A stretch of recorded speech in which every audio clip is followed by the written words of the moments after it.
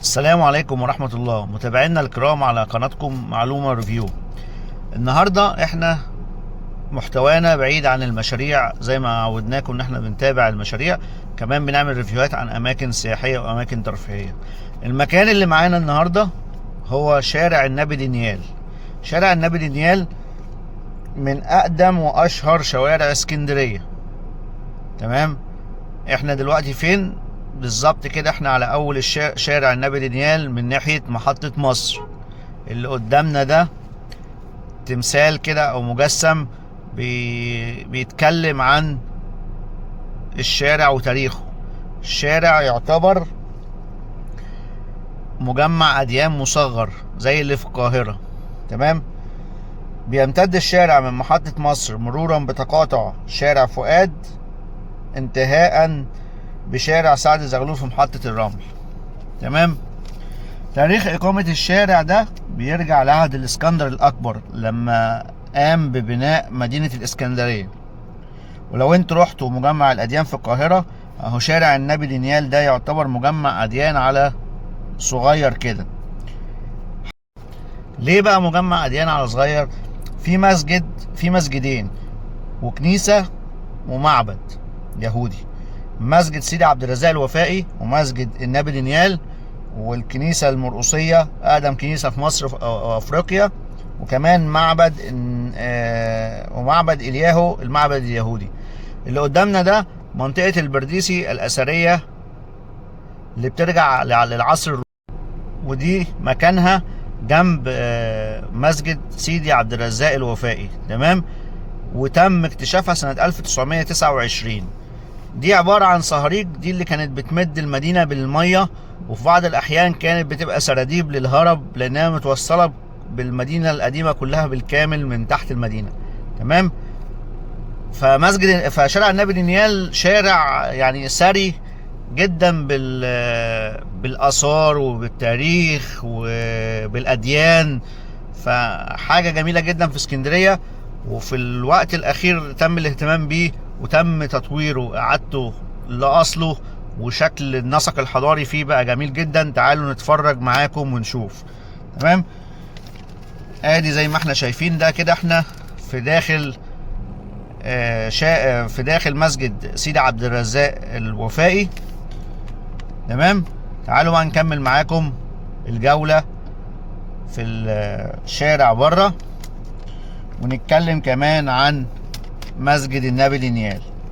مسجد النبي دانيال، هل هو فعلا مدفون تحتيه نبي الله دانيال وهو احد انبياء بني اسرائيل زي ما بعض الكلام كان بيقول، ولا عشان كده تسمى يعني الشارع باسمه والمسجد؟ طبعا لا، والمرجح او مقولات بعض المؤرخين ان الضريح الموجود اسفل المسجد ده على عمق 5 أمتار هو لعالم عراقي جه من الموصل لاسكندرية في القرن الثامن الهجري. اهو المسجد قدامنا، اهو مسجد النبي دانيال.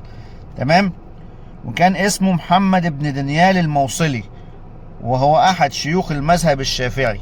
تمام، وكمان كان حوالين المسجد ده زمان اللي هو مسجد النبي دانيال قرافة، وكانت مدفن لأسرة القرافة. اللي ما يعرفش كلمة قرافة دي المدافن، كان زمان بتسمى بالقرافة. وكانت مدفن لأسرة محمد علي.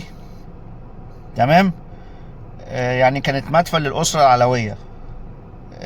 كان فيها مدفن لسعيد باشا وزوجته وإسماعيل بن محمد علي وعائلة توسن. لكن بعد عام 52 تم نقل هذه المقابر إلى مدافن الغفير بالقاهرة.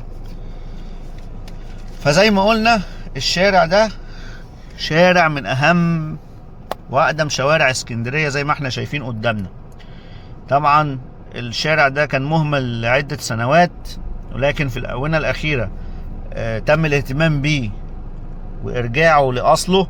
زي ما احنا شايفين قدامنا كل المحلات بقت اليوفط بتاعتها ستاندرد، يعني كلها حاجة واحدة، مفيش حاجة شاذة، مفيش تند، مفيش الكلام اللي كان حاصل زمان في شارع النبي دانيال. اللي يعرف شارع النبي دانيال زمان هيعرف هو اتحول ازاي دلوقتي. حتى بتوع الكتب اللي كان زمان بيفرشوا على الارض والكلام ده كله، كل الكلام ده اتغير تماما زي ما احنا شايفين. هنا اتعمل لهم محلات. تمام.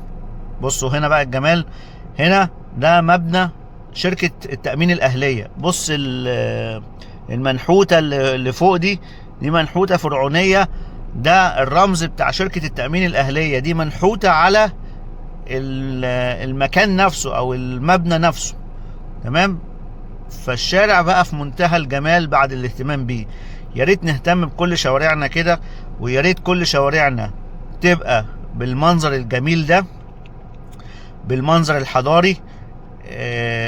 ان الشارع يبقى نظيف زي ما احنا شايفين، ان الشارع يبقى كله واجهته نظيفة، واجهة واحدة موحدة لكل المحلات. الشارع بصراحة رجع تاني حاجة جميلة جدا. تمام. هنيجي هنا معانا برضو على شمالنا هنلاقي المبنى بتاع جريدة الأهرام. تمام. ثواني كده هتلاقوا دلوقتي معانا شارع هنا تقاطع شارع فؤاد مع النبي دانيال، وده المبنى بتاع جريدة الأهرام في اسكندرية. والمبنى ده بيرجع تاريخ بنائه إلى عام 1887، وكان بيطلق عليه قصر أجيون نسبة لعائلة أجيون اليهودية، وهي عائلة يهودية ثرية كانت بتعمل في مجال تجارة وتصدير القطن، وكانت بتمتلك العديد من العقارات. تمام. والشركات. وتعرضت العائلة للضرر بعد تهدم بعض منشآتها لما بريطانيا ضربت اسكندرية في عام 1882. تمام. لكن العائلة اللي هي عائلة أجيون دي قامت بمقاضاة الحكومة وقتها، وأخذت تعويض مكنها من بناء المبنى اللي قدامنا ده، اللي هو المبنى الجميل بتاع جريدة الأهرام اللي على شمالنا دلوقتي الكاميرا بتلف قدامه. هو ده مبنى جريدة الأهرام. ده كان ملك عائلة يهودية اسمها أجيون، بعد كده أصبح مقر لجريدة الأهرام في اسكندرية. زي ما شايفين هنا برضو ده بقية النبي دانيال. احنا كده مكملين معاكم بعد التقاطع بتاع شارع فؤاد.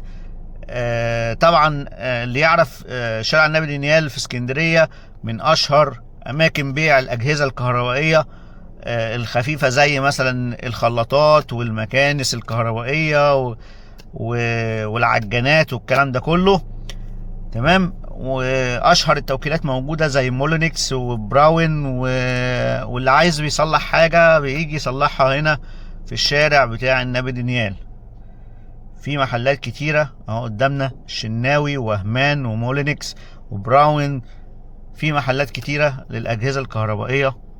فلذلك الشارع شارع ليه بعد ثقافي وتاريخي وديني كبير جدا.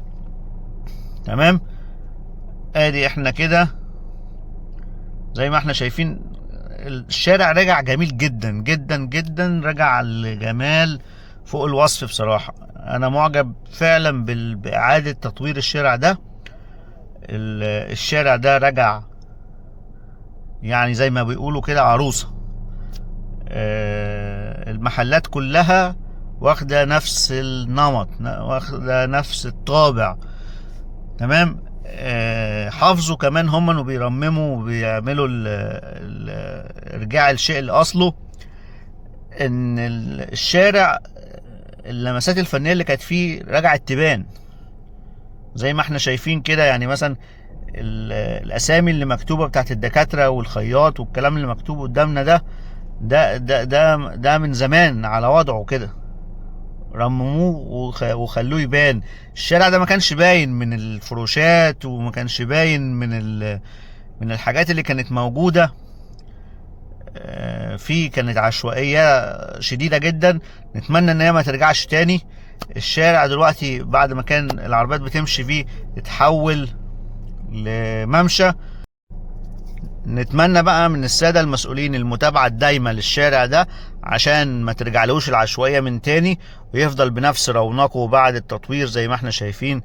تبقى المتابعة دايمة بحيث يبقى ملاحقين على اي حاجة تحصل فيه، سواء عشوائية او حاجة في البيوت عايزة ترميم. فنتمنى يفضل الشارع على وضعه. بكده انتهت جولتنا النهاردة. زي ما احنا شايفين كده، خلاص انتهت جولتنا. ما قدرناش طبعا نصور معاكم لغاية اخر الشارع عشان المعبد اليهودي والظروف الامنية اللي احنا فيها. عشان كده احنا هنحط لكم صورة للمعبد اليهودي وصورة للكنيسة المرقسية. وهنا في يعني مبنى كنا داخلين خلاص على المعبد اليهودي، ما قدرناش نصور منه الا لحظات بس قليلة، بس كان من المباني الجميلة جدا اللي ما كانتش ظاهرة في الشارع لما كان لسه الشارع ما اتطورش بالوضع ده. المبنى ده فيه رخام وفيه شغل بالحديد، أعمدة حديدية مطعمة كده، شكلها جميل جدا. ما قدرناش نصوره الا لحظات بس بسيطة عشان خلاص كنا داخلين على المعبد اليهودي. تقدروا تتفرجوا على الفيديو وتستمتعوا بالجمال.